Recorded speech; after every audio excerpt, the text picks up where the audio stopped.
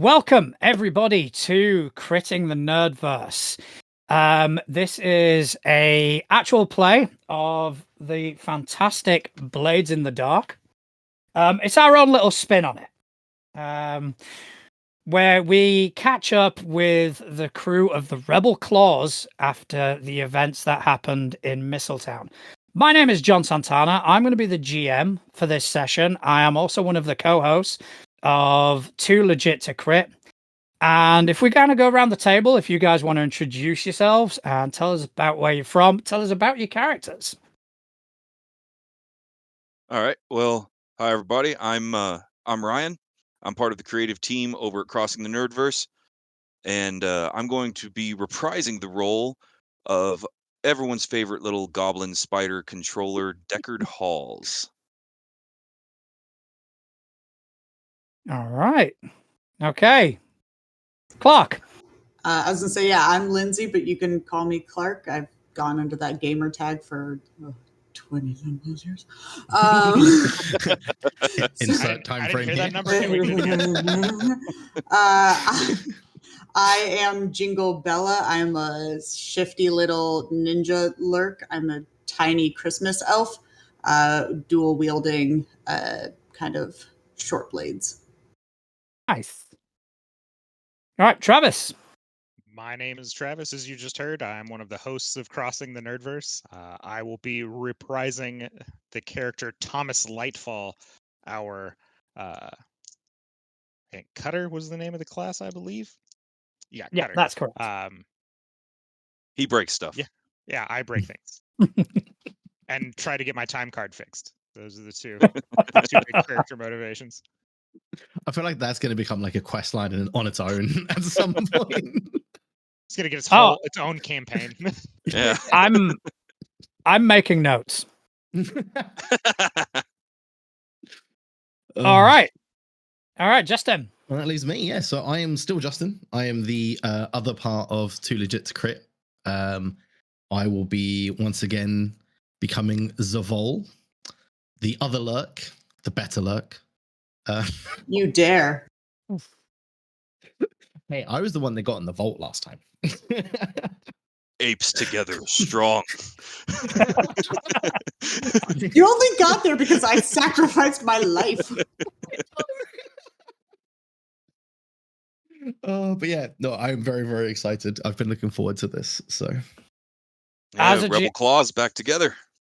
As a GM, I do like a bit of party conflict, so I feel like the two lurks going at each other is going to be something I'm going to push for today.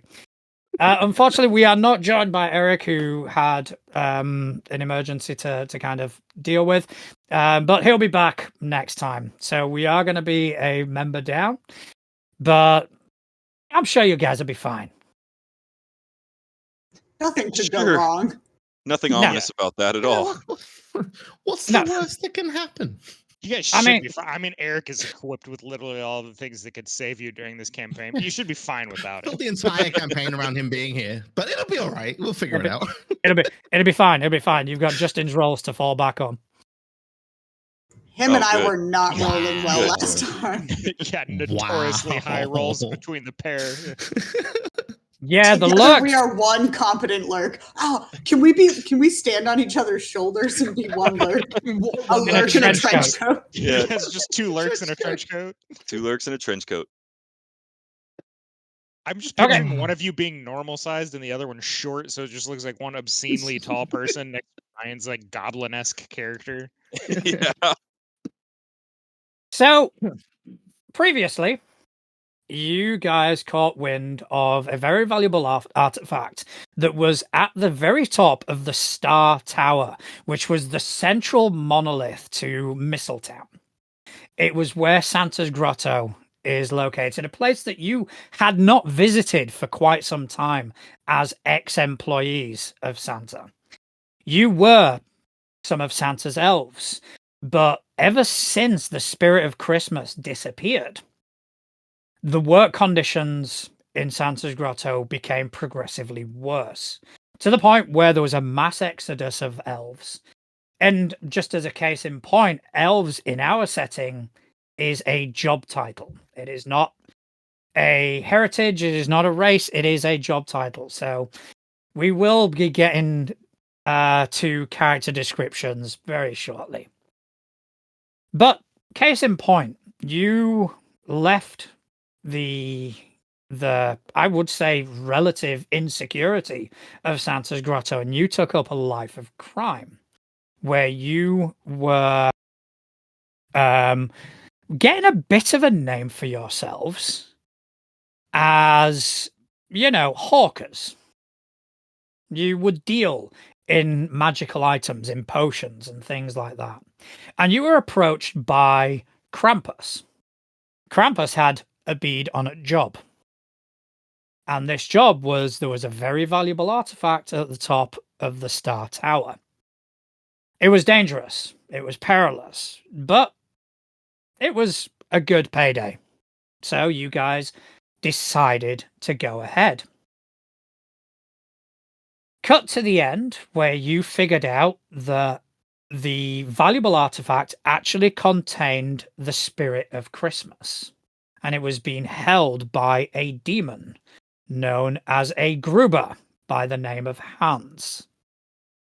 You guys defeated Hans, you recovered the artifact, and before handing you actually did hand it over to Krampus, but then once that deal, that mystical deal that was sealed between Deckard and Krampus had been finalized, Deckard shot the crystal out of Krampus's hand, thus liberating the spirit of Christmas.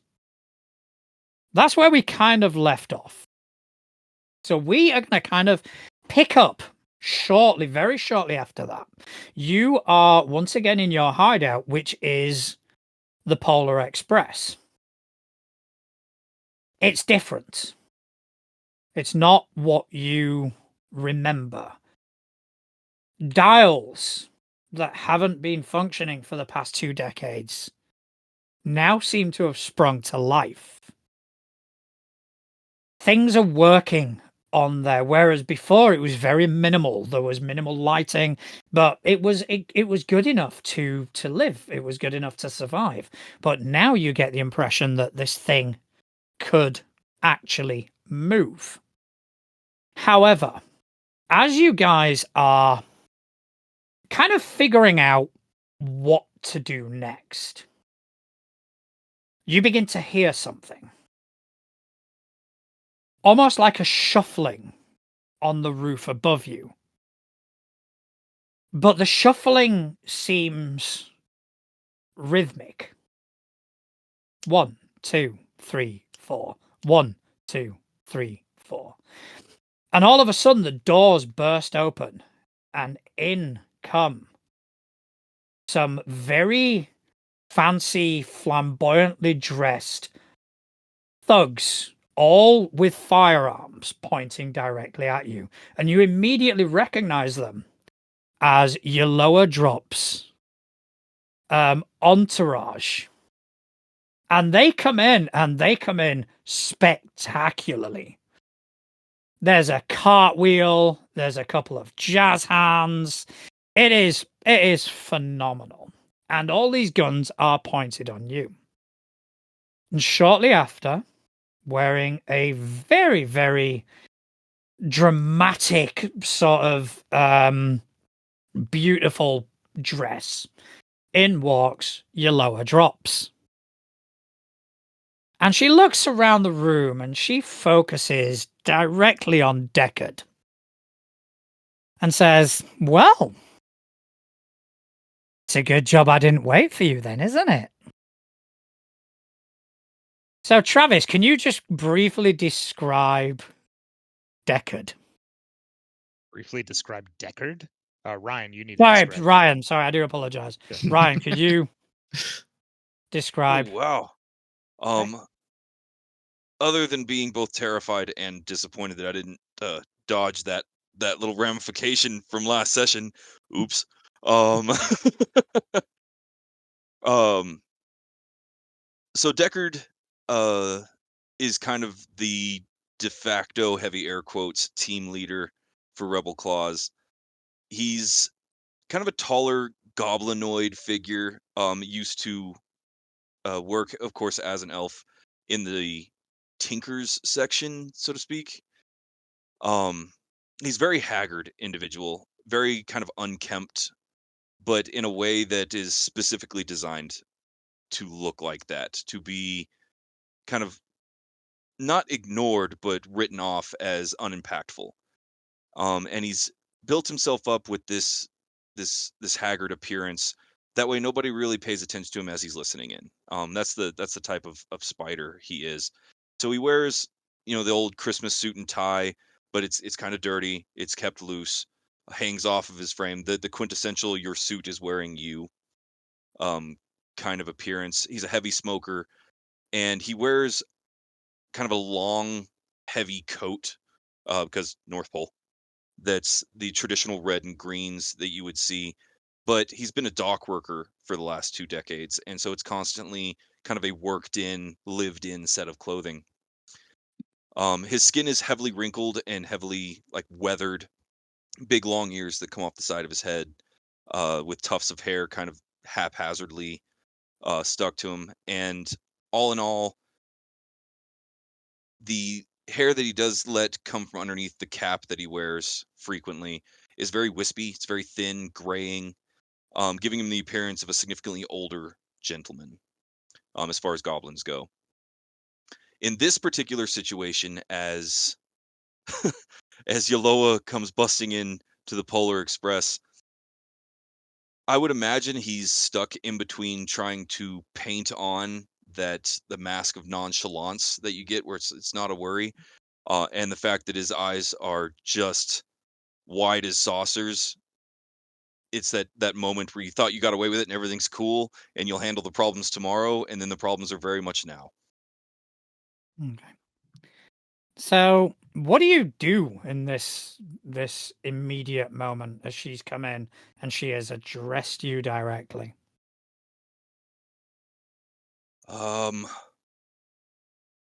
Lie.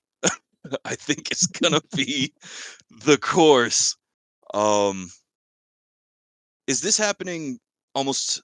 I mean, we've had what, a couple hours since Krampus slunk off. At the most, yeah. Okay, cool. Step one, lie. Follow Ryan for more relationship.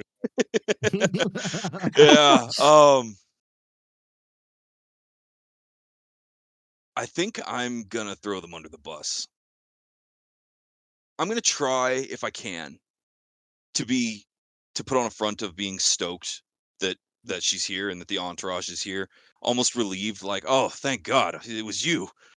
Um, and act very much like they're showing up and pointing guns at me is kind of a good thing that I'm confused about.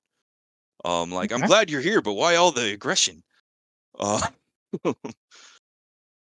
Well, and and really put on a front of just saying, "Oh, good, it was you. I thought it was the Krampus problem again coming in. We just had a deal fall through. I'm so glad you're actually here."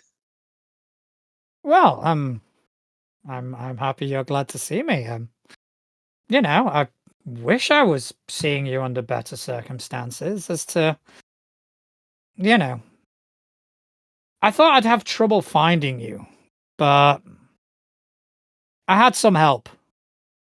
And she steps to one side. And in behind her, you see a hulking figure step out of the doorway with glistening white fur and holding a soda bottle in one hand. As he walks in, the cola polar.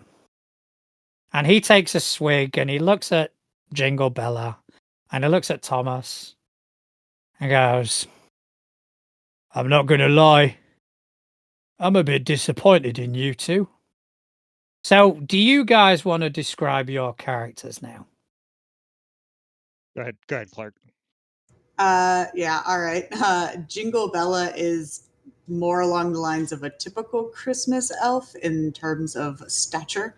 So she's pretty short. She has kind of this rogue gothic look, getting the vibe that while she might have grown up in a great suburban home, she's just angsty for no reason. That kind of goth chick. So very short. She kind of spends her time as a lurk, lurking around, always trying to find information, find new ways to get into things. My vice is, oh my goodness, stupor. So likes to go to bars, kind of get in bar fights, that kind of vibe. But also like can turn on the cheery, ditzy charm when needed, as we saw last time in Cola Polar's office when we were just leaving petty notes because he decided to leave us in there. So that, yeah.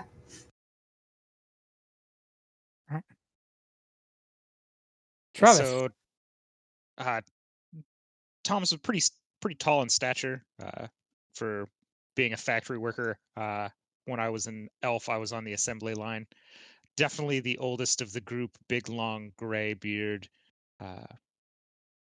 Wearing like the more traditional, like red and white furs. I do have the little poof ball hanging off the back of my hood.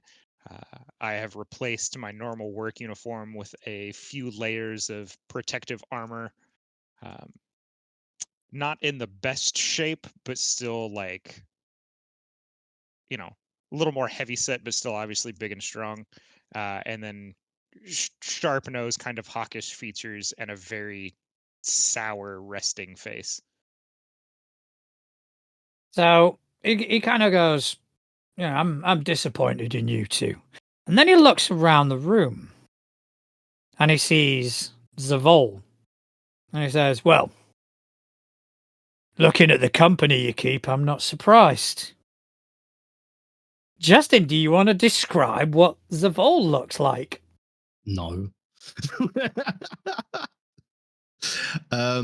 Yeah, so Zavol is, if you imagine if Winnie the Pooh hit the gym, and then, was sporting a lovely little red hat and the rejected wardrobe from Peter Pan. That's pretty much what he looks like. I'm you're really giggling because I'm right. I'm really glad you chose that as your character.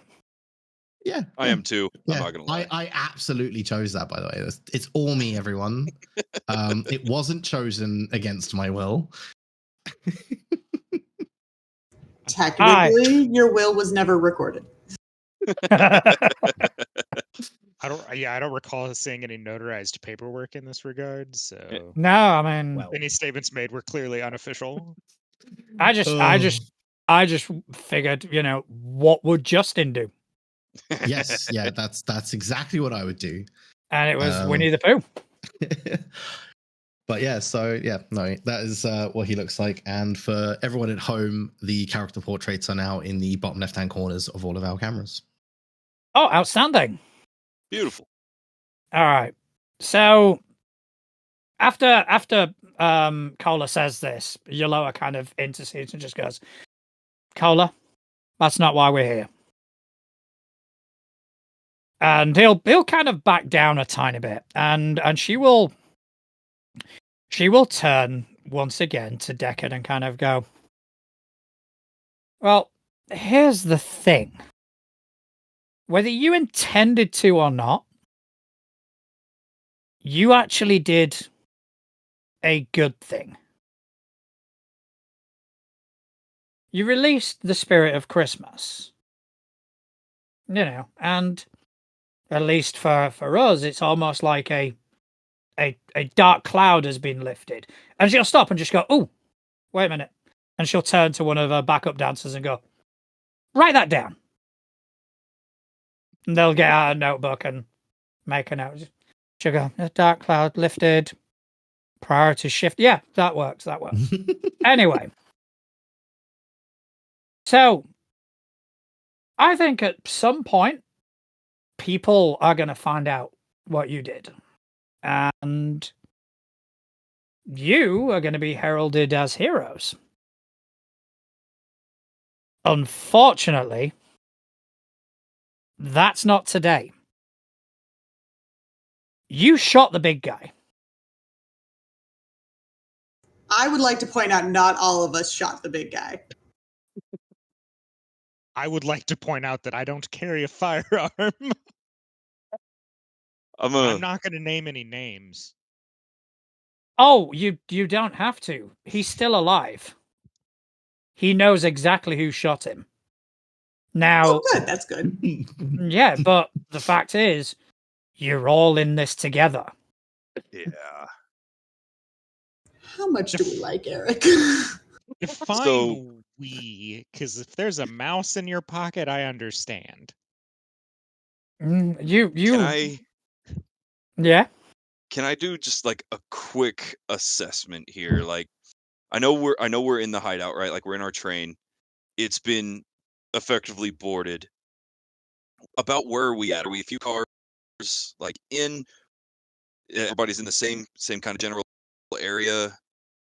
Yeah, everybody's in the same general area, but you look around and Cricket's not there. Well, that holds. He must have slipped out at some point after the meeting with Krampus. Wait, You'll he have to do slipped another out. Instagram shoot. Either that or he sold our ass out. Huh? Okay, so quick glance around. I can see obviously Vol's here, Jingle's here, Thomas is here. No sign. Okay, that's good. What do I- Volunteer for treason. What do I have to work with here? We could You- offer to help to find him. You probably get the impression that you guys would have sort of reasonable doubt. You guys would be able to kind of argue that, yeah, it wasn't us. We didn't want him to shoot, and this, that, and the other. He, as the person who pulled the trigger, is probably in the deepest shit out of all of you. So it might be for the best that he's not there. Blades in the Okay. Dark goes to court. This is that episode. This episode is going to be a court case. Oh no! Possible I was deniability. kidding. But yeah, you get the impression that, it's probably quite fortunate if this were anyone else, like if this were like the town guard or something like this, not having Cricket there would be beneficial. Out of all of you, he's the one who probably needs to lay the lowest. Yeah, stay hidden. Okay, I'll respond then. I'll keep my hands up, right? Like, no weapons. Everything's cool here. No problems. What kind of count are we dealing with the whole machine gun toting dancers here? Like half a dozen? You get the impression that if you were to try something, it would not end well. All right, so wasn't in a super hurry to try to get squirrely this early into the session. So that reinforces that. All right. So I'll just poke up and I'll be like, I get that. Big guy got shot. The scuffle on the top of the tower was out of control. But didn't we save him? Because he could have bled out on the tower. Somebody Yeah, saved Yeah, him. you saved I'll him. point at Jingle and nod and be like, I get that y'all are wanting to blame us for that. We also patched the big guy up. We gave him No. a potion, patched up his hurt, and we got out of there before anything got squirrely. And I know the doorman falling off the tower and landing in the streets below, that looks bad. I get that. That looks terrible. That doesn't look bad. That looks terrible. Well, yeah, But you he see- fell like 30 stories. You see, the thing is, he was kind of a problem and not necessarily in the way that you think. He was holding the spirit hostage. He was the one that had everything set up and was going to take it. We had to deal with him, and demons are not our normal thing. I mean, I know that. Cola knows that. I mean, hell, even Santa probably knows that. But we can't argue that fact. The fact is that at the bottom of Star Tower, right now, there is what used to be a body of an elf. What would Now, you suggest us to do in this situation? you need to run. Oh, okay. I'm in. Let's go. You need to. I like Right. this plan. Okay. Look, I appreciate everything you've done. Kohler appreciates everything you've done. Hell, I mean, again, even Saint Nick is going to appreciate all you've done. But right now, let's just say he's not at his most jolliest. I would just like to say I wasn't involved in throwing anyone off a roof. I was busy committing animal abuse. I'm just gonna That's hold another. up. That's another I'll thing. hold up my hand. Can we talk about that for a second? I'd rather not. Those. I mean, Rudolph has seen some shit. He's not the only one with a red nose now. I'm just gonna pretend like Thomas didn't say anything and just keep on like trucking through the conversation. And just to clarify, just to clear things up here, you're saying run. You're here to give us the opportunity to run, but where? Like where? Right. Okay. Where in Christmas Town are we going to be able to go if the big guy himself is pissed off? So if I look just before we carry on, can I get my guards to drop the weapons and trust you're not going to try anything? I'm actually legitimately going to hesitate, and I'm going to glance over my shoulder at Thomas and Jingle and ponder that for a minute. I would never. My bestie Kohler Polar is here, and I would never do anything to upset his trust again today. Yeah, we're definitely not going to betray his trust twice in one day. Yeah. And then I give him one of those cute, like, little hearts. Kohler will take it and just go, I'm still disappointed. So But I'll turn back. What are you, my dad? I'll nod and be like, yeah, everybody's nice and calm here. All right. Okay. And she'll turn and she'll go, guys, take 5. And everybody will kind of lower their weapons. I'll sit down. Okay. Well, here's the thing. I'm not originally from Mistletown. All right. I came from somewhere else. And I've got quite a few friends still there. I mean, obviously, Mistletown is where I kind of ended up staying. But I'm from a place called Amora Vale. Okay, I can get you there. I can introduce you to somebody.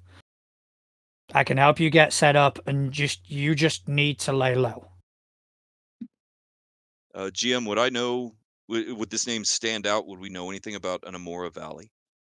I think you've probably heard of it, but I like to think of it. Do you know the Nightmare Before Christmas? As every little thing is its own sort of world, quote unquote. I think it's a similar sort of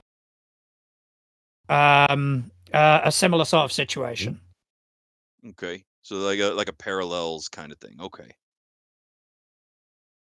Yeah. I'll legitimately be surprised at that, and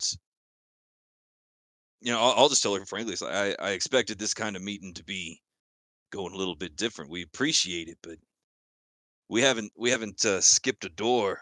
Is a slang for like jumping realms. I like it. Okay.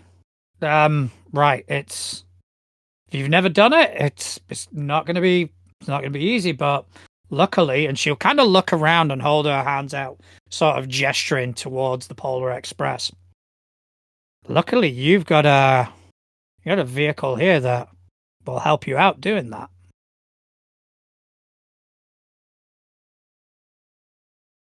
Do you not know about where you're residing?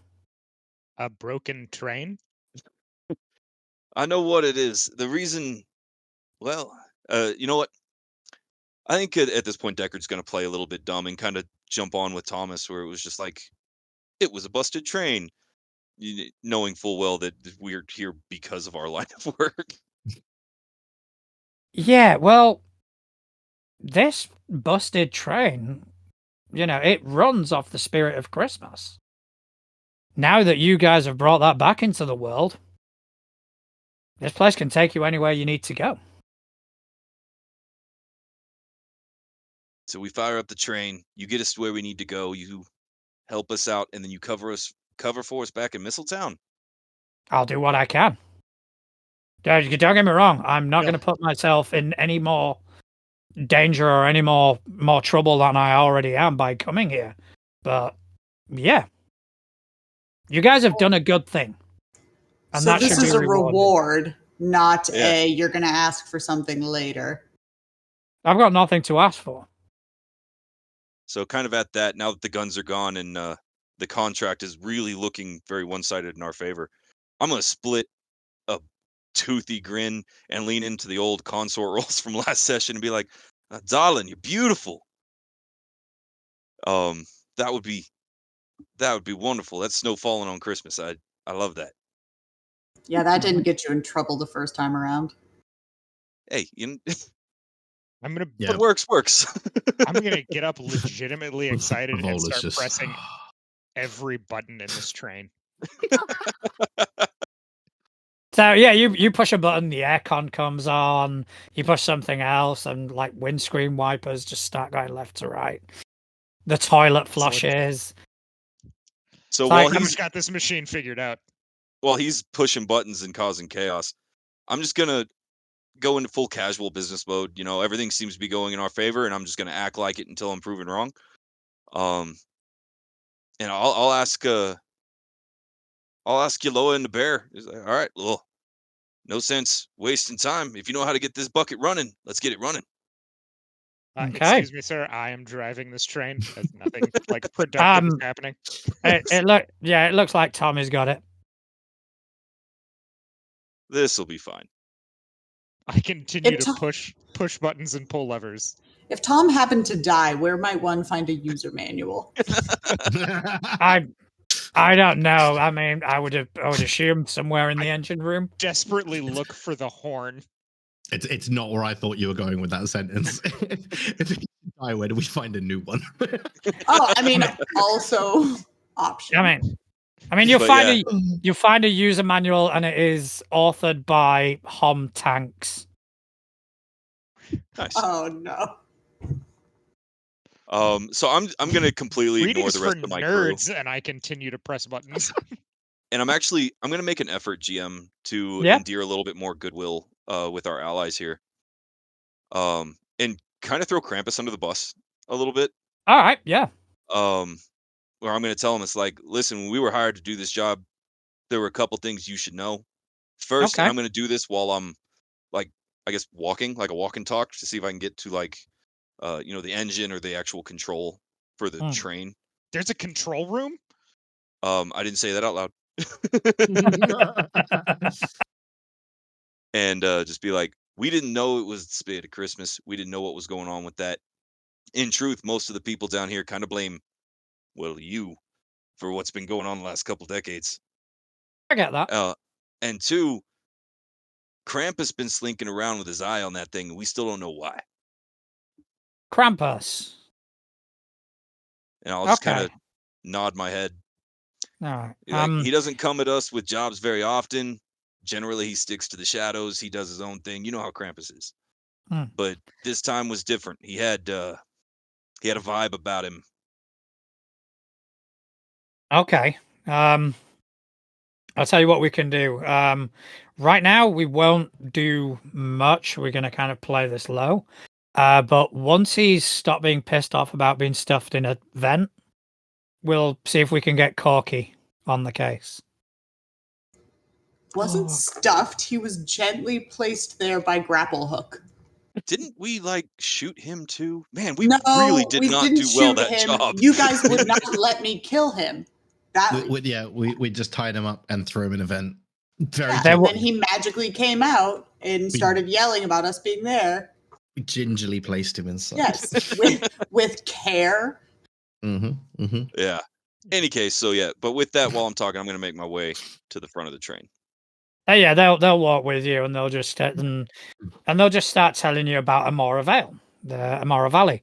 They'll start telling you that it is a place that is the central theme is love.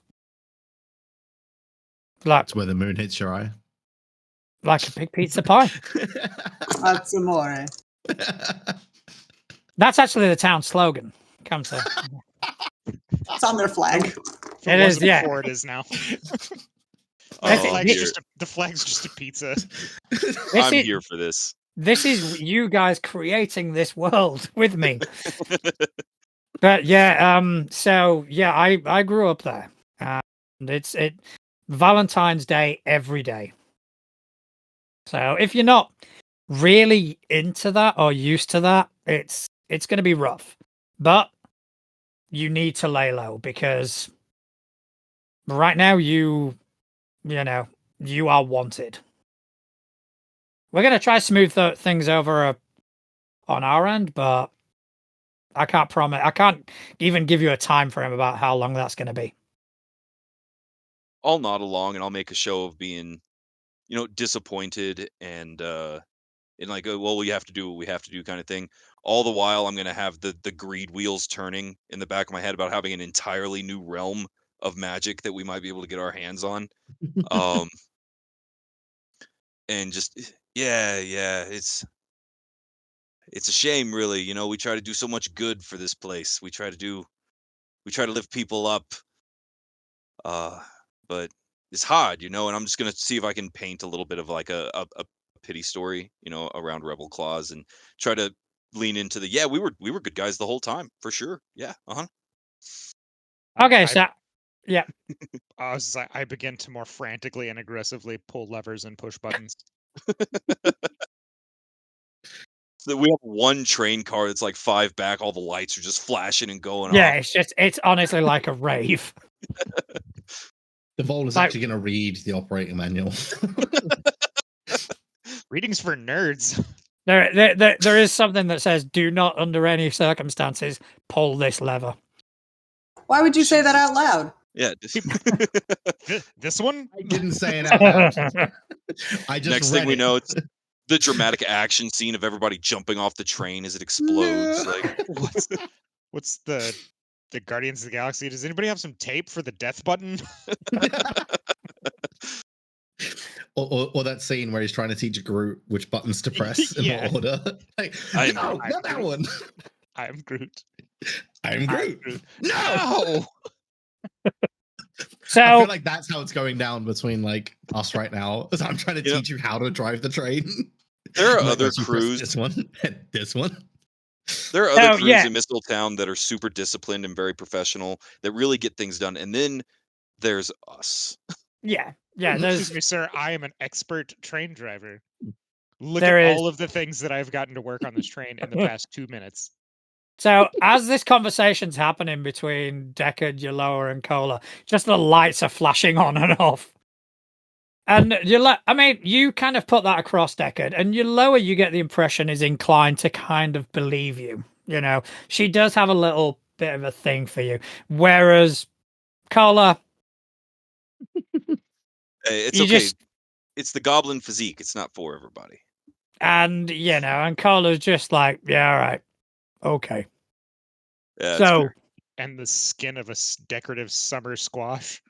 Just looking at your character portrait. Yeah.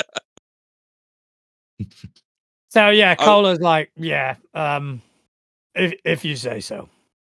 I'm gonna lean in because I feel Cola and I are friendsies, and he should know that like I wouldn't be up to no good all the time on Thursdays.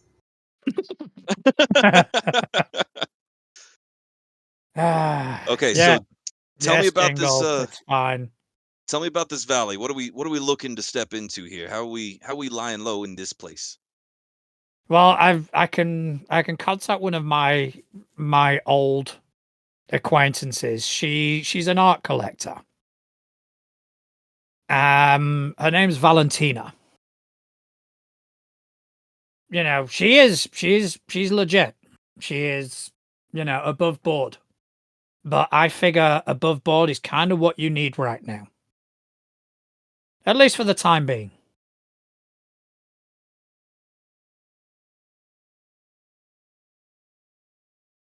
I'd agree. Yeah. So you need to kind of lay low. You need to, play the game as much as possible and don't get into any trouble. All right, because I'm kind of vouching for you here, so it's my reputation on the line as well.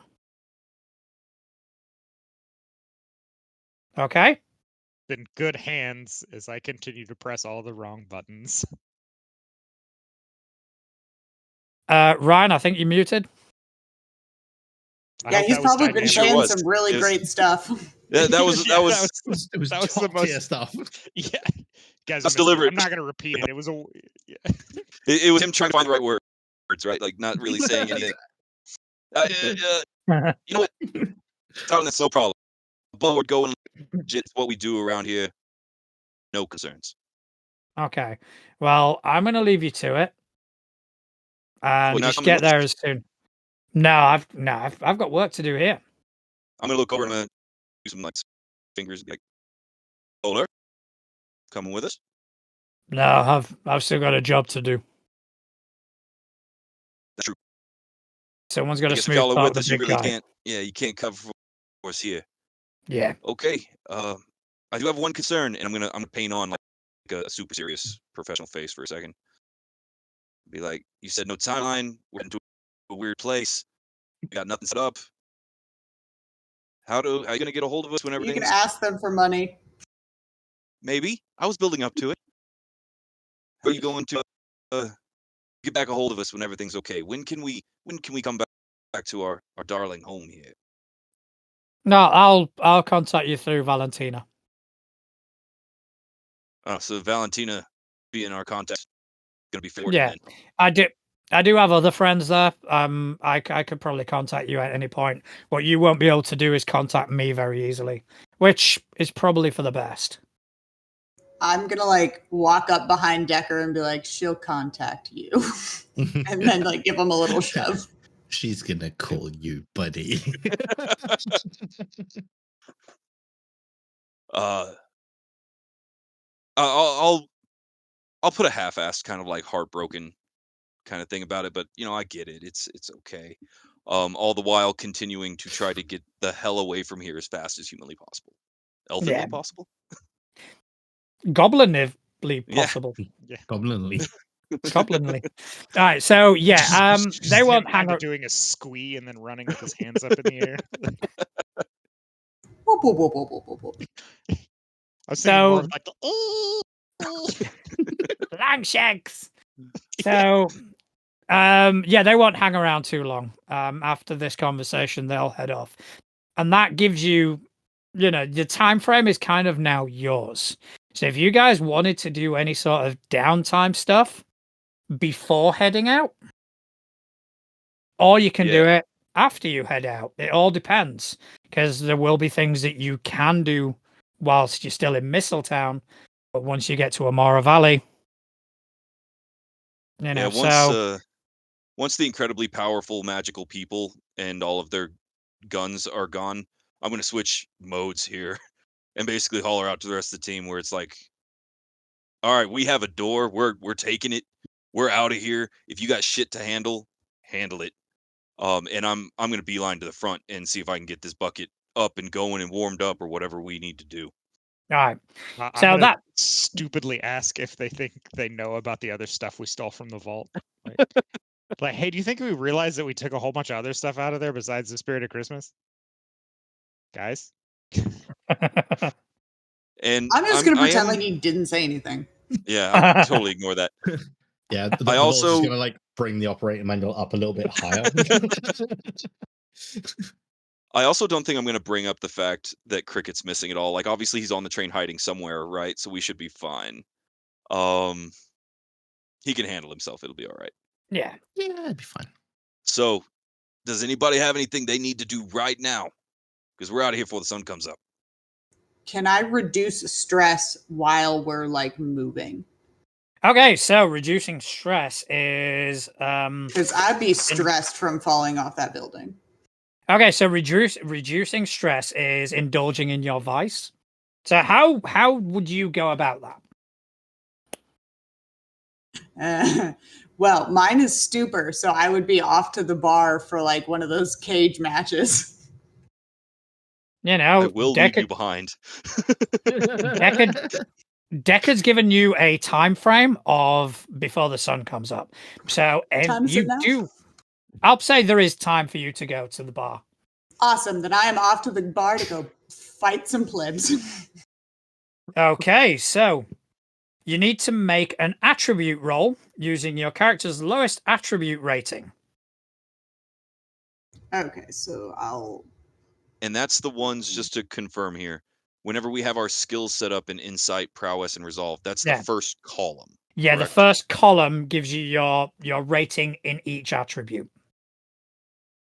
Okay, so that would be Insight and Resolve are even to me. So it can either be Survey or Attune.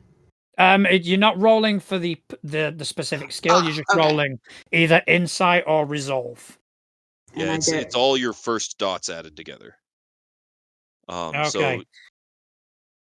So on Insight, so I get 5 dice if I have 1 and No, you make an attribute you roll using your lowest. So if there's a tie, you just simply use that. So in your case, you're just rolling 1d6. Yeah. All right. Yeah, that's mine's going to be the same way too. And whatever you get that's the amount of stress that you remove. Okay. 5, please. Which is all my stress. Hell yeah, baby. Okay, so you are still injured. Oh yeah, we got to choose some like medical attention. You're still injured. You're still quite gravely injured, but even with your injury, you are able to kind of just give us an idea what that kind of looks like. Yeah, she got tore up by the demon, right? Yep. Yeah. She got slapped. That's a polite way of putting what happened. It was. So are you asking the term aggressively backhanded?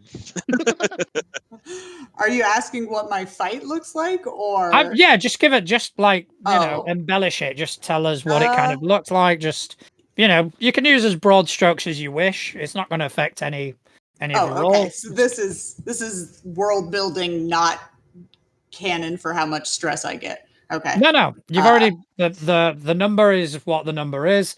But yeah, I wouldn't put it past him. That's what to clarify. He's like, I don't like this. Only 2. So I'm thinking kind of like that. You go into the bar. There's a cellar in the back, and you kind of got to give a shady password that changes once a week. You go down. There's that octagon with like a sand pit inside and kind of rickety bleachers that you're never sure if they're going to collapse or not when people start cheering. And kind of like the beginning of Sherlock Holmes when he's down in the bar in that pit, and it's just kind of like hand-to-hand combat, no weapons, everyone's bleeding, and the goal is to not kill people, but if you happen to kill someone in your win, it's oopsie poopsie. Like that happens sometimes. Oh no, what a shame. I know. So like you basically are trying to tap the other person out or knock them out. And if they happen to die, It's fine. Fair enough. You've seen Fight Club, right, Clark? Yeah. I'm just picturing you with the full mount after like beating the brakes off someone, and they're like, "Why did you do that?" And Clark just goes, "I wanted to destroy something beautiful." Like, hell yeah. Although we're currently breaking the first rule, guys. Just saying. Some of us broke the first rule. The whole point is to break the first rule because that's how you get more people into Fight Club. So yeah, kind of like that. And because I'm tiny, a lot of people don't tend to bet on me. So I bet on myself a lot with really bad odds. And then that's how I make money on the side. And considering you kind of walk in and you are visibly injured, I would say that can kind of make people bet against you even more. But somehow your fighting ability is still there. It probably hurts. Probably doesn't do you any favors to do it, but it does de-stress you. Okay, so that is one of your downtime activities. So let's kind of go around, see if anybody else wants to do something before you head out to Amora Vale. I am also going to indulge in my vice to reduce stress. You were the brothel, weren't you? Yeah, pleasure. So I'm All gonna right. go I'm not, partake in all of the fun recreational yeah, materials. I was going to say, I'm not going to need you to describe this. Yeah. That's unlike you. Oh, one. One. Okay, so you Starting hot. I mean, you probably got a colder reception than you normally get because you were in there just earlier tonight braining one of their customers. Mm-hmm. That's fair. And you probably also don't look the best. And usually you at least got to kind of look nice going into So a you probably get in there and there is a bit more of a cooler reception than what you're used to. That's fair. All right. So how about Justin? I'm actually going to be reading the manual on how to drive this train because somebody fucking needs to, and I don't have any stress to remove. So, All right, Flip fair switches, man. It's super easy. Look at all the things that I've already gotten to work. yes, Okay. but I'm gonna learn how to do it so that I can subtly get Thomas to drive the train, but thinking he's figured it out on his own. Just be like, I wonder what this button does. I've already mastered it. I've already mastered everything. So, all right, I'm not going to make you roll anything. That is fine. That's going to be one of your activities. All right. So, what about Deckard? What's Deckard up to? I am super stressed out, but I'm quite keen on making sure we are out of here as soon as possible. I will be making kind of some small conversation about how that could have gone so much worse. I'm glad it was Yaloa and the Polar that rolled up at us. I did have a question for you, GM. Yeah. So my vice, because I do need to de-stress. So first question is our vice the way to de-stress? Is that how we handle it? Is there other actions that we can take? I mean, that- it is indulging in your vice because you can actually overindulge, and that's Okay. not good. But yeah, so it would be indulging in your vice. However, this is a game about a conversation. So if you've got something else in mind, don't hesitate to throw it out there. Well, and so in that regard, my vice that I chose was weird. And I was trying to get a breakdown of exactly what they meant by that in game. Can you give me a summary of like the weird vice? Okay. I'll give you like an example. As soon as I find the right page. Okay, so weird. For example, you've got like this is directly out the Blades in the Dark book. So the hooded propriety of a half-flooded grotto tavern near the docks, strange passageways lead to stranger chambers beyond. So it's kind of delving into like the magical nature of places. Kind of I get the impression it's more like a bit of a sort of rush of like the occult and the darkness sort of weird sort of sense. So you kind of explore maybe like looking at old tomes or something you like get that. off on the supernatural. Yeah. Well, and so that's what I was thinking when I selected it. I wanted to see if I could make a reach here.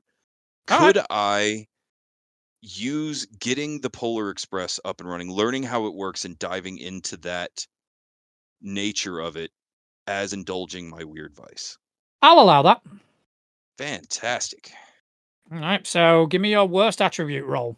All right, that's going to be my prowess because all I have is 1 dot. Mm-hmm. I'm currently at 5 stress and I got a 4. All right. So take 4 off. All right. Okay, that's not bad. That's not bad. So I have 1 Nice. stress remaining. Mm-hmm. There are 2 of us who are not stressed at all. Okay, one of us so had their just brain so you so yeah. just so you I'm guys very stressed. just so you guys know, if your vice roll clears more stress levels than you had marked, you overindulge. Yeah, A I vice was is not looking. reliable, so you can increase heat. You can get an additional entanglement. There's quite a few things that can happen to you. Yeah, I was So looking through that in the rule book, and I was like, overindulge, and I was thinking it was like a devil's bargain kind of mechanic, right? Where it's like I can choose to overindulge, and I'm looking through what I thought was the rewards, and I'm like, these are terrible. What is going on? Worst reward ever. There's no benefit to this at all. Okay, so those are like one downtime activity each. The sun is about to come up. You get aboard the Polar Express. Between Vol and Tommy, you manage to get it running and you tear it out of town. You are going to have another downtime activity each. Ooh, But okay. now this is not going to be something that you can do in town. This is something that you're going to be able to do. Oh, I see the timing on that now. I could have Mm. sequenced that better. Okay. I'm going to heal myself in some way, which I'm Okay. hoping you will let me know how. Okay, so healing. Recovery. It's basically we start a project. So we see if I think I can create clocks on here. Oh yeah, we get a healing clock. We've got a healing clock on our character sheets. Ah, yes. So there you go. So let's do that. So yeah, your healing clock. And looking at this, recovery is like a long-term project. Your healer rolls, so you would need to find someone to heal you. Heal you. Mm-hmm. Is that do we have a skill for that, or is that? There's a Psychica special ability. Recovery is like a long-term project. Your healer rolls tinker for a PC with the Psychica special ability or the quality level of an NPC. Then you mark a number of segments on your healing clock. So unless you guys have that particular skill, you're gonna actually have to find somebody. Oh, so we can't patch her up en route. We got to wait till we get to the valley. Cool. Yeah. All right, that's okay. We'll just put that as Wonderful. objective one. She's not like dying, obviously. So. Because it is a downtime activity and this whole thing counts as downtime, we can still roll for it. Oh, okay. Should I say I can still roll for it? I don't like that at all. So yeah, could we can do that where we're just basically like, okay, we're all in the downtime. We know we're heading to the valley, and we just make that priority one when we get to the valley, right? Just find somebody that can patch her up. Okay, so where is it? I did have it a minute. Okay, so mark off one segment of that clock because I rolled terribly. Thanks. Big priest. My pleasure. Hey, My pleasure. that's what happens when we got to deal with the NPCs. All right. So one down. Anybody else doing another downtime activity? As far as downtime activities go, I'm looking at the long-term project and train aspects. Okay. I don't think I understand exactly. Long-term project's very vague, right? It's basically something we're working towards. Yeah, if you want to work on something, if there's something that you kind of want to build, we start a clock. Do we need to use that for things like building rapport or, getting contacts within the new city? Not necessarily, because that can happen during play anyway. Okay. Then I'm going to use my second downtime activity to train. Okay. So when you spend time in training, mark 1 XP on the XP track for an attribute or playbook advancement. Attribute, That's it. Playbook advancement. Bloop. Gain an XP. I like this downtime. That's cool. All right. So you just gain an XP. I'm going to do the same. I'm going to start training towards actually being able to heal because that's something we're probably going to need at some point. Fair enough. All right. So you can mark down that as well. All right. So just Tommy's left.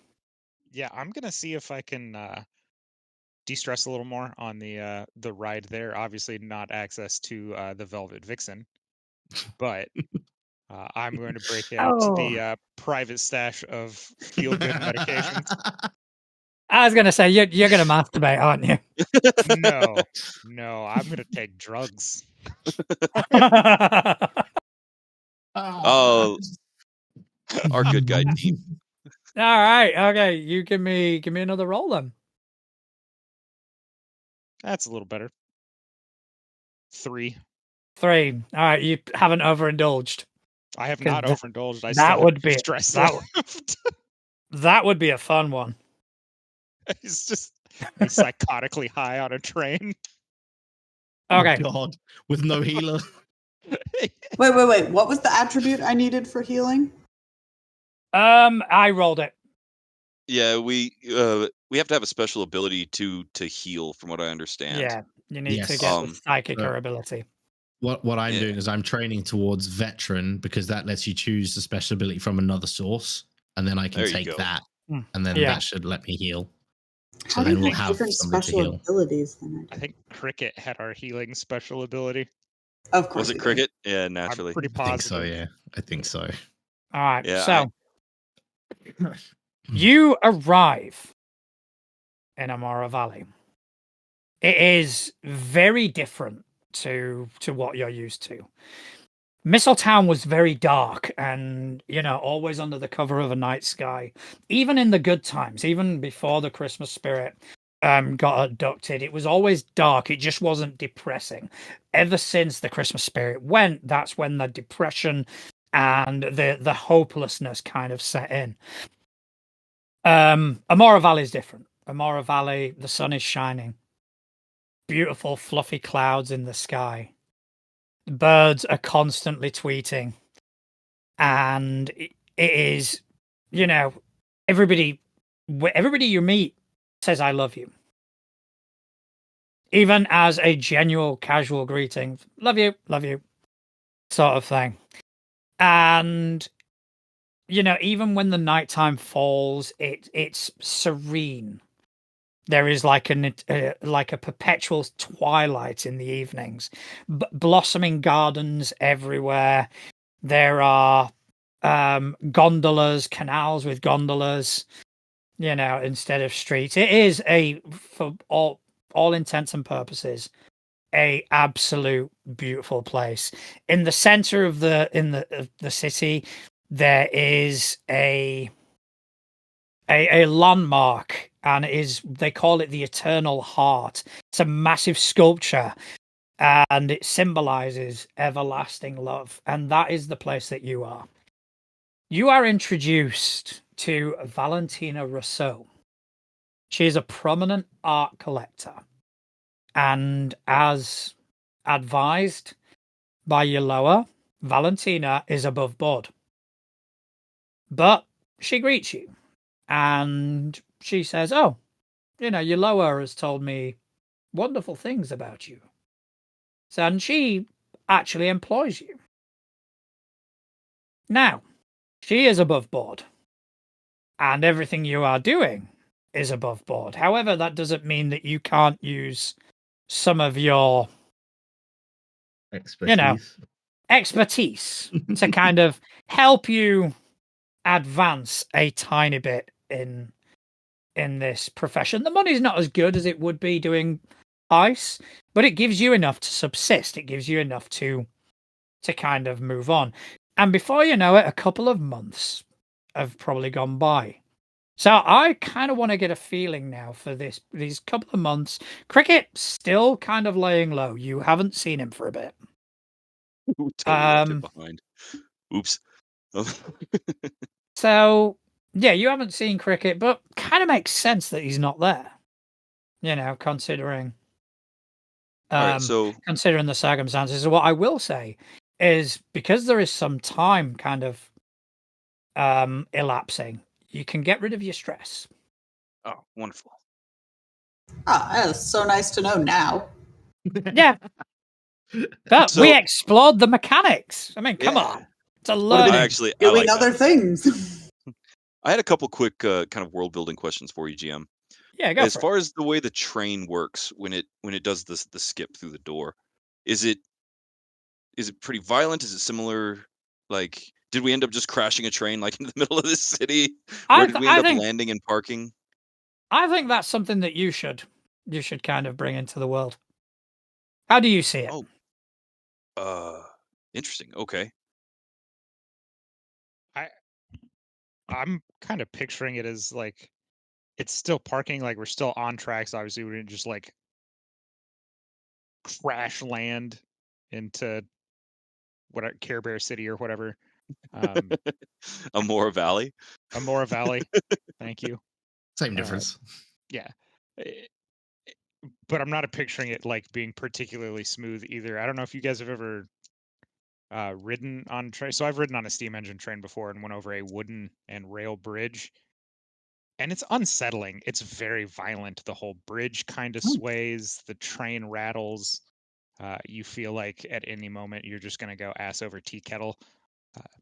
So that's kind of what I'm picturing as we transition from, one realm to the other. yeah, one realm to the next. It's just violently shaking. It kind of lists from left to right, and everything just kind of rattles and clanks and bangs together. There's that sense of like doom could strike at any moment. And see, I do like that. I'm liking that. I had it in my mind to kind of match on that, because jumping into this, we're all still very like Christmas magic, right? Like our whole thing runs on Christmas spirit. And so I like the idea of it having a little bit of a stark contrast as we're rolling into the Amora Valley, where it's like we have our train tracks that like appear out of this like bank of snow, right? Just a little bit ahead of it, and the tracks disappear into like fog, mist, like snow magic kind of stuff, where the train's always on tracks unless it like something squirrely happens. I'm trying to think of the movie. It's been a while with the Polar Express. Mm. But as far as like where we landed, that's because ultimately where we end up parking the train kind of becomes our home, right? Yeah. And so is there like a brief description of a district that would have been where we landed, or at least convenient for us to move the train into? Where would you think? Where would you think would be a convenient place? Well, I did have an ask. Yeah. But it's a little weird. Could we park it at the foggy docks? I'm looking through kind of the setting stuff that you sent us. Yeah. And we have the Serendipity Exchange, which says it's in the foggy docks. And I love the idea of our train just being in the dockyard. Even if it was actually like on the water, just resting on the little magic train tracks. But like a boat. yeah. But yeah, if we could land in the docks, that at least gives us something. I mean, one dock is similar to the next one in theory. Yeah. So at least gives us something familiar to work with. Yeah. So you that's where you land. You land in the foggy docks, and it is Of course, Ryan picks the one with like purveyor of illegal goods. I'm just saying, I know what we do, and I know we're all up above board and stuff, and I'm on board with that. I am. And this Valentina chick, she seems legit. She seems pretty straight edge. We should probably keep her that way, but we don't work for her all the time. That makes sense. And she is above board. She is straight edge to a degree. She doesn't ask too many questions, though. Can you tell me a little bit about her, like her physical appearance, her general demeanor, like what the actual jobs we're doing for her are? Okay, she's quite mysterious, quite enigmatic. I think she's probably quite extravagant, like long flowing dresses. Very sort of proper. She doesn't really have much time for chit chat or small talk. You probably try and be as nice and as friendly as possible, but you get the impression that she is business, and time is money in the art world. So anytime you come up, it's okay. Here's a piece. There you go. Here's a piece. Here's the money.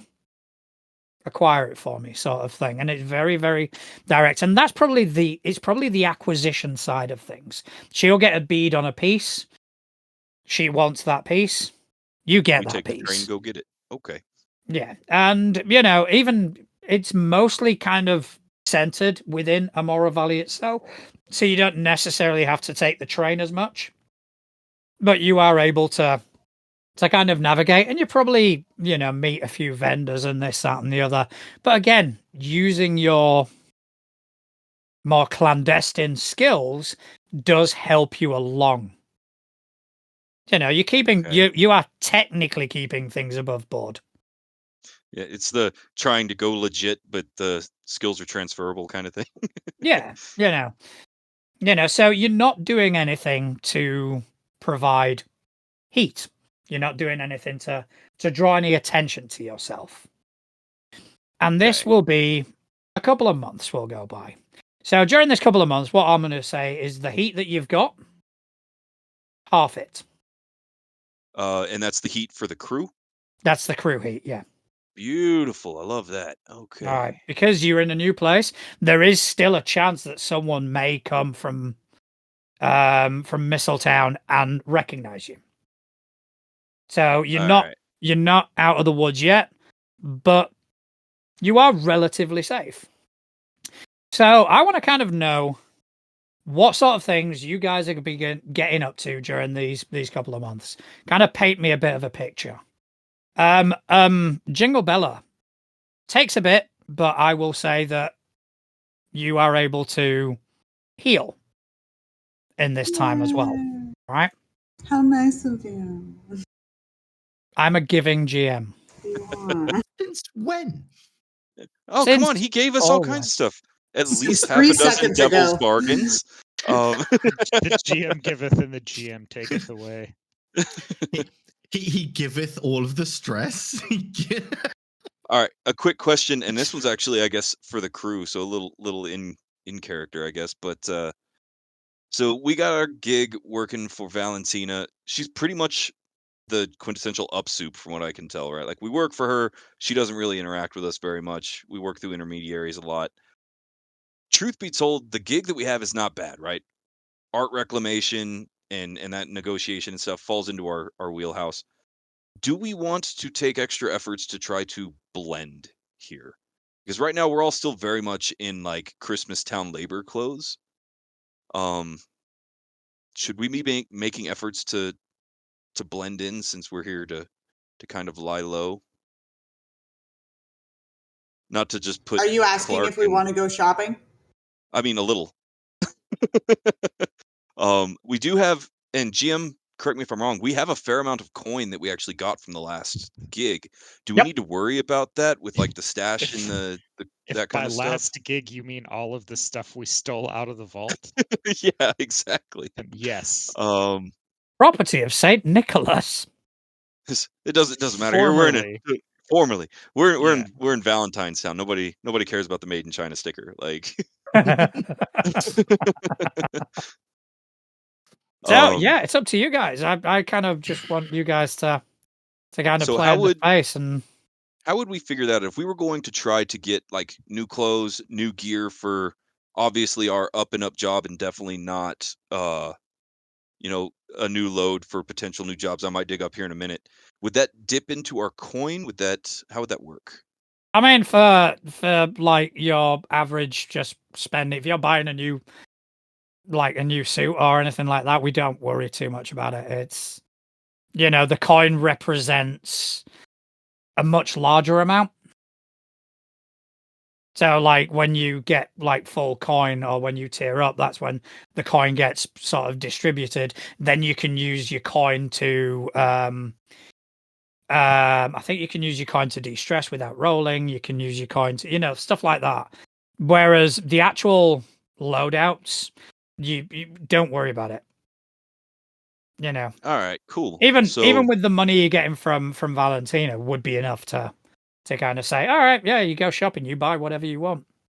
And she's given us a paycheck good enough where we can do all the basic stuff, right? Like we can eat, we can have a little bit of entertainment, all that kind of jazz. Yep. You can. So that gives us kind of a checklist, right? Get here and get Jingle healed up, take her to the surgeon or the healer or whatever we need to do for that.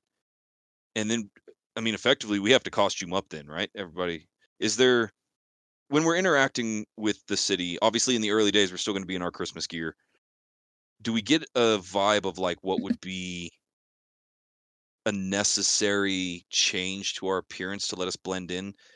Obviously in Christmas Town, the elves came in all kinds of shapes and colors. What about the population here? Population here, again, all different kind of shapes, sizes, colors. There are no necessary roles like elves, so to speak. So you do stand out. You do, the first few days, you do stand out. And you probably get some comments like probably, oh, hello, are you not from around here? Sort of thing. And, oh, I see you're from Mistletown. And all these little the little things that you kind of get the impression is like, shit, we may need to Yeah. blend in a tiny bit. Nothing like there's nobody can kind of turns around and goes, "Oh, I know you," but it's enough for if anyone came asking. They'd pick it up. All right. Yeah. What do y'all think? Just find some kind of uniform, get like overalls. Obviously, we work for the company. No. I propose red and green overalls with white gloves and hats. That's with the little bells on top. Yeah, little white poofball. With our first initial on the top. I am not going to do any of that. And our wanted poster on the back. Yeah, with a big target on it. Yeah, I think I'll put some effort into that GM where it's like I'm going to try to get the crew some kind of nobody notices us garb. Mm. At least that we can use while we're going out. I already have mine written down. Nice. So, do you guys kind of want to go around and we'll talk about your new sort of allies and vice purveyors?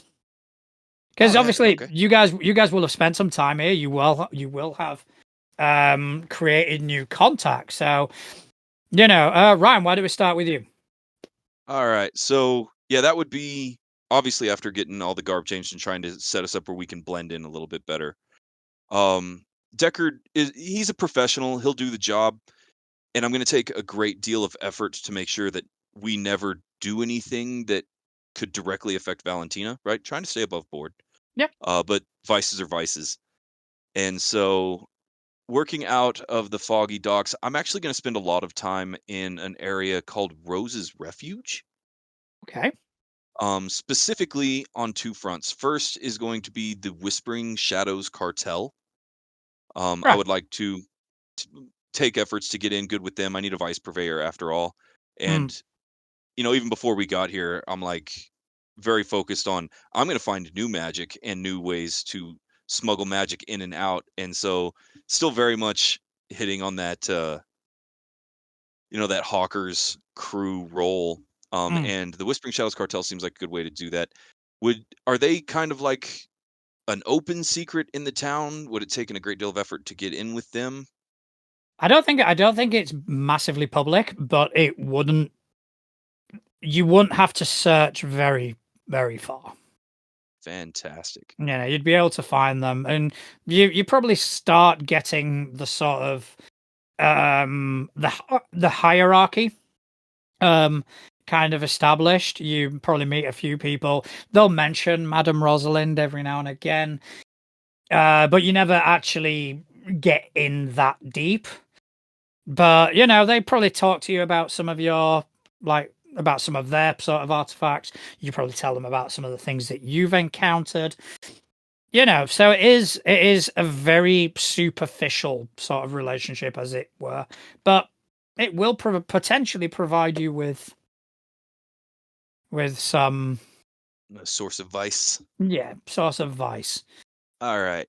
So that'll be kind of one of my first things going on. I don't know, probably a large portion of the time we've been here have been me trying to work with them really closely. I know you mentioned before the game that we would have time to create a potential friend or an ally.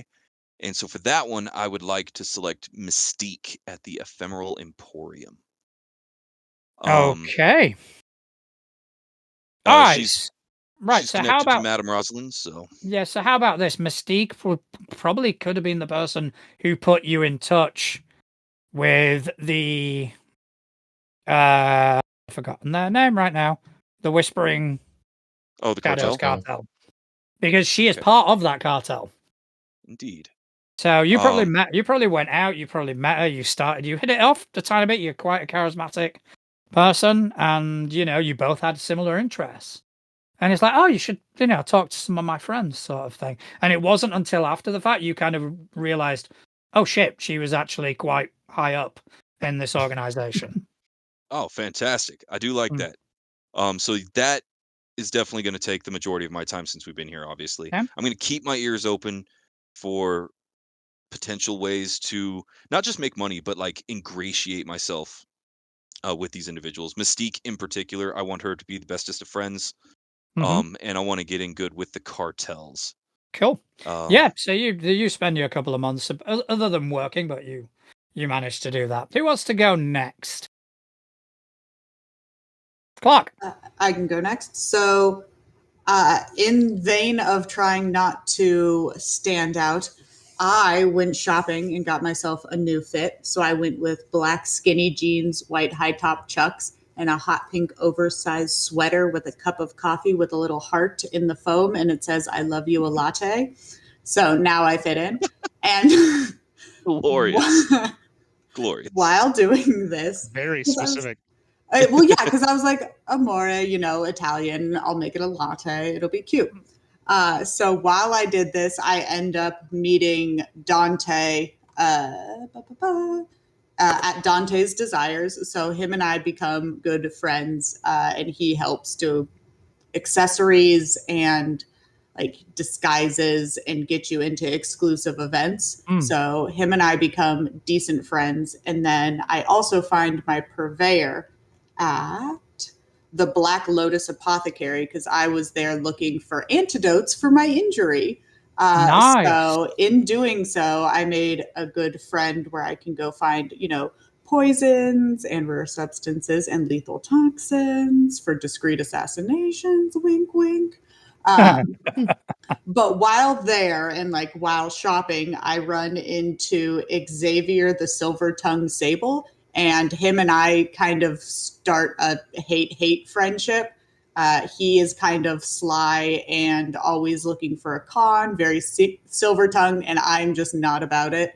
So he is my new rival, where I'm just like, you know what? Fuck that guy. Always, constantly screw that guy. And then hopefully Nikolaya, who is my other friend who's a former spy, he also doesn't like Xavier. So him and I join the enemy of my enemy is my best friend. Yeah. So him and I are good friends, and he helps with political connections and facilitating secret meetings and things like that. So that's kind of what I've been doing, just going out, socializing, making enemies. I mean, I kind of going off that. I probably see now that you've kind of embellished that. I probably see Xavier as one of these people who is just overtly slimy. I feel like he has extreme golden retriever energy, but with like out the golden retriever good heart, where he comes off just like everyone thinks he's super genuine, and then they turn around and he does that sly smile to people who like know, and he's like, hey, hey, hey. And I'm like, fuck you. But like you can't go out and say that because everyone's like, oh my God, he's such a sweetheart. Yeah, he probably tried his charm out on you and you saw straight through it. Yeah, I'm just like, gross. It's like, nope, I don't like this person. Just immediately turned around and was like, I need a shower after that. And just left. Exactly. That is Xavier. Every time you speak to him, it's like, I feel like I need a shot of something. I feel like, tetanus, I don't know, something along those lines. Some penicillin. Something like that. I feel like I've caught something just being in his proximity. I have to go wash with Dawn to get all this grease off me. Yeah. All right. So, okay. Who's going next? I'll go next. All right. And purely because I was very, very worried that we were once again going to be on opposite sides of the friendship rivalry coin, because I had also put Mr. Silver Tongue down on my sheet, but he's also a rival, so it's fine. Wonderful. You guys just have a trinary of you guys talking shit about this guy over coffee. Pretty much. And yeah, my ally is also in the similar sort of vein, but instead of going with Nikolai, I went with Lena, the Oracle, because great source of information, because they're an information broker. Which also leads me to my vice purveyor, which was the Lady Serpent at Cupid's Casino, because they are also great for intel and missions and stuff like that. And seeing as I lost my previous mission giver, I needed a new one, so I hang out at the casino a lot and started gambling a little bit just to fit in, and then I love it. Fair enough. As for the change of clothes, I've decided I'm just going to lean into the thing. So I'm now wearing a red shirt Yes, some yes. yellow jeans. I am Just very lean into happy. it. I'm Is just it a gonna lean crop into top? it. It is a crop top. Nice. It wasn't. It's just they didn't have my size, so it's just a little bit too small for me. So you know, like those guys that like go to the It gym a also lot and they makes wear him those hold shirts his that's like arms out to the yeah. side. like he's because the shirt's like 3 sizes too small, so he's just like permanently walking around like this.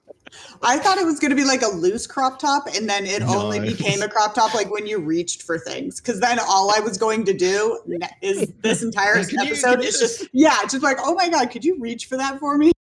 It's just a t-shirt that's like 3 sizes too small because it's the only one they had. I So like he's it. just like I refuse to get another color. I because guess he I wants to fit actually in. All I right. didn't cover that for my character. As far as the change in appearance, I'm actually going to go in opposite direction of them. I'm going to lean really heavily into like the Hallmark Valentine's movies and just get like the blue collar, everyday Joe Schmo kind of garb, you know? Yeah. That way, it's our plaid shirt. yeah, non-threatening kind of country, like Wearing a scarf without actually wearing the scarf properly. yeah, It's exactly just right. once around your neck, Yeah. which does absolutely nothing. Does nothing, yeah. I love that. All right, okay. So, Travis, that leaves you. We'll start with my change in appearance, and I'm gonna go with like just your standard blue jeans, work boots, and then I'm gonna lean even further into the Hallmark appearance and go with flannel shirt with sleeves rolled up to the forearm. Nice. Really lean into it because it's gonna go real well with Glorious. my hipster beard. Yeah, Yeah. graying hipster beard. Nice. Well, So that'll be my new appearance, and again, I think it fits also my general appearance of being not exactly a husky dude, but not exactly thin either. Like just kind of just a big guy. Yeah. Little dad bodish going on. Yeah. Yeah. I dig that. We'll start off with my vice purveyor. I of course went with the Velvet Whispers at the Burlesque Lounge, being my addictions being what they are, which is where I met both my ally and my rival. And we'll start off with my rival, who was Rex Ironclad Rutherford, also another cutter, and he and I started off with instant beef. Him being an enforcer, and me obviously looking to gain employment as a part-time bouncer, ended up on the wrong side of each other quite immediately. Mostly because it turns out that he's not as good at scrapping as I am. And by that, I mean I used dirty, underhanded tactics to immediately win. Started the beef real. Yeah, and that's it probably. I mean, did you guys ever get into a fight or? He tried to kind of like bow up to me when I first started there, trying to be like he's the big enforcer in town, not realizing that I was bigger, meaner, and older, and therefore wiser. And then I just kind of put him down. I made the mistake of doing it publicly, though, so now he's got that. Yeah, he resents you massively for that. Yeah, and he'll kind of tell people, no, he did this, and you probably need him in the bollocks or something like that. Whatever works. Whatever underhanded tactics but the thing is, no one saw that part. I'm not even going to confirm or deny it though. If people ask me about it, I'm just he's just sour because he lost. No one saw that. It was just a case of you were both standing, and then he was on the floor. And this is what, and that's probably why the resentment is there. He calls you a cheat. He calls you, Yeah, and then I also chose Lena the Oracle Ortega as my ally because every like wise person in the chair likes to have that big dumb friend, and I just happen to be that big dumb friend. I'm pretty jovial when it comes to things, all things considered, until it's time to fight. So, all right, that's how our friendship struck up, was me just being the big dumb guy that I am. Yeah, I think it's great. So with that, you guys spend the next couple of months in Amora Valley. You make a decent living. Nothing spectacular, but enough to live, enough to eat, enough to do that. You probably get a couple of jobs on the side. You keep it down low. You keep yourselves out of trouble as much as possible. And one day, you're all kind of congregated back on the Polar Express. Just idle chit chat. And all of a sudden, you hear from outside just a very, very uneasy voice. Hello? Hello? Is anyone there?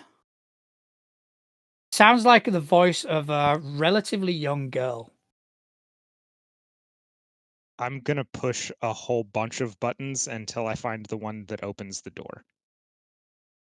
The Polar Express begins flashing like a strobe light. And music starts playing, and it's very obnoxious, loud, hardcore Euro techno. Our security experts, ladies and gentlemen. And The whole time the Vol is just like, Thomas, this one. No, I'm this. just gonna. It actually has a label that says door Door. on it.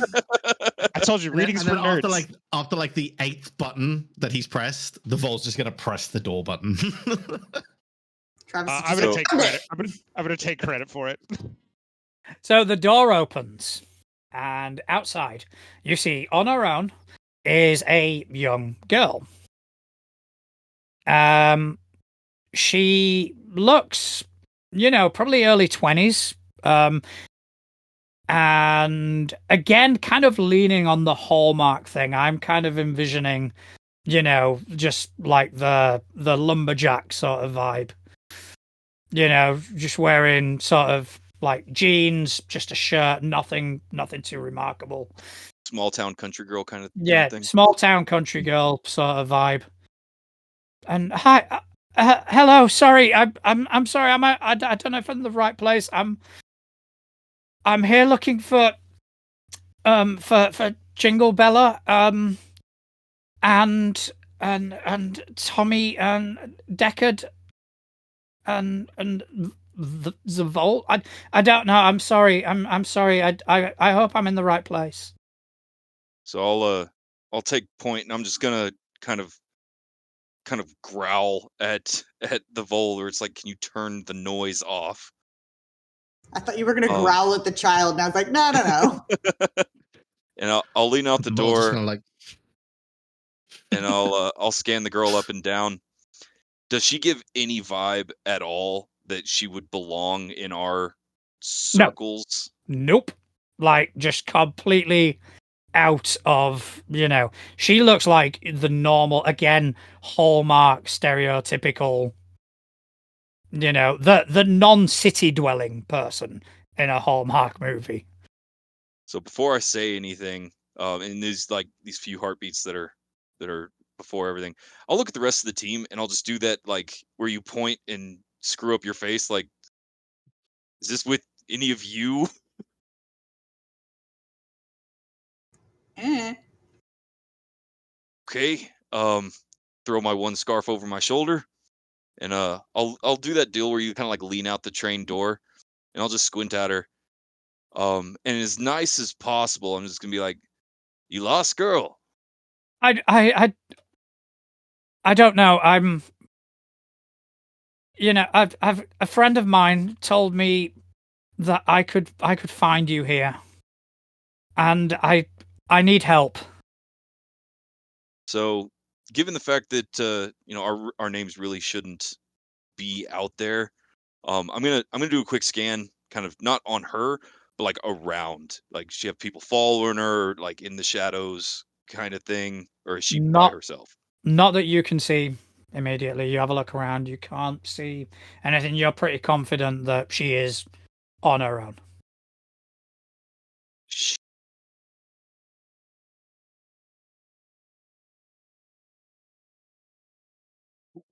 What friend? Yeah. You lower. Oh shit. Do we have Okay. any way of getting in contact with Yaloa? no. Oh, we have to go Not through Valentina right. for that. You've got to go through She's got to Valentina, contact you because and depending on what this is involving, you may not want to go through Valentina. when Yeah. you say that, it's telling me I'm not going to want to tell Valentina because it's not going to be on the up and up. And we're all right. Well, I will poke myself out behind Decker because I am the least intimidating looking? Question mark. And I'll just be like, "Oh, you want to come in for some tea?" And see if I can't like calm her down to get to tell us what's going on. Yes, please. Yeah, I'll move out of the way. Yoloa's name being dropped, kind of being the magic word on that one. But I'm gonna keep my eye outside, like super sus about the random appearance of young girl.